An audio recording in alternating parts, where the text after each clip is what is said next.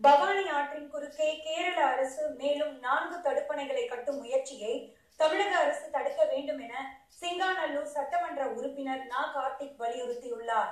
தமிழக எல்லையை ஒட்டியுள்ள கேரள வனப்பகுதியில் பவானி ஆற்றின் குறுக்கே தேக்குவட்டை, மஞ்சக்கண்டி ஆகிய 2 இடங்களில் கேரள அரசு தடுப்பணைகளை கட்டியுள்ளது.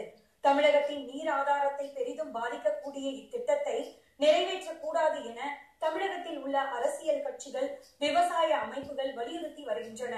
இந்நிலையில் பவானி ஆற்றின் குறுக்கே மேலும் 4 இடங்களில் தடுப்பணைகளை கட்ட கேரள அரசு நடவடிக்கைகளை எடுத்துள்ளது. பவானி ஆற்றின் குறுக்கே ஏற்கனவே 5 அடி உயரம், 300 அடி அகலத்துக்கு 2 அணைகளை கட்டி முடித்துள்ள கேரள அரசு தற்போது பாடவயல், சீரக்கடவு, சாவடியூர், சாலையூர் ஆகிய இடங்களில் 4 தடுப்பணைகளை கட்ட திட்டமிட்டுள்ளது. இந்நிலையில் கோவை சிங்காநல்லூர் சட்டப்பேரவை தொகுதி எம்எல்ஏ கார்த்திக் பிரச்சனைக்குரிய தடுப்பணை பகுதிகளை ஞாயிற்றுக்கிழமை நேரில் பார்வையிட்டார். பின்னர் செய்தியாளர்களிடம் பேசிய அவர், தேக்குவட்டை, மஞ்சக்கண்டி, பாடவயல், சீரகப்பாடி, சாவடியூர், சாலையூரில் தலா 1 கோடி ரூபாயில் தடுப்பணைகளை கட்ட கேரள அரசு முயற்சித்து வருவதாகவும், தேக்குவட்டை, மஞ்சக்கண்டியில் அணைகளை மேலும் உயர்த்தும் வகையில்தான் கட்டுமானங்கள் உள்ளன என்றும் கூறினார்.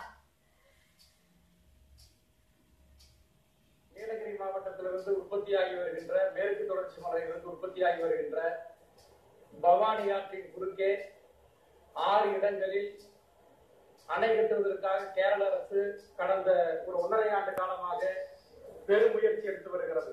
அதன் மூலம் கோவை மாவட்டமும், ஈரோடு மாவட்டமும், திருப்பூர் மாவட்டமும் மிகப்பெரிய அளவிலே குடிநீர் பிரச்சனை ஏற்படும்.